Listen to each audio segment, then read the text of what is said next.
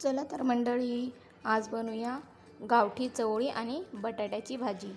तर हे मी आता कुकरला शिजवून घेणार आहे। याच्यात मी एक बटाटा अख्खा टाकलाय, त्याचं मी अर्धसाठी पराठा बनवणार आहे। अलग अलग शिजवण्यापेक्षा एकत्रच शिजून जाईल म्हणून मग एक बटाटा मी अख्खाच घातलाय त्यामध्ये। चवळी कुकरला लावून मी त्याला 3 शिट्ट्या घेतल्या। 3 शिट्ट्या घेतल्याने चवळी एकदम छान मऊ होते आणि त्याचा रस्सा पण एकदम दाटसर होतो, म्हणून मी 3 शिट्ट्या घेतल्या। नंतर कढईमध्ये तेल गरम झाल्यावर त्यामध्ये कांद्याची फोडणी दिली। नंतर मिरचीचा ठेचा आणि टोमॅटो टाकून परतून घेतलं। तसंच त्यामध्ये मीठ आणि सर्व मसाले घालून तेल सुटेस्तोवर परतून घेतल्यानंतर त्यामध्ये शिजवून घेतलेली चवळी बटाटा घातला आणि त्याच्यावर झाकण ठेवून उकळवून घेतली।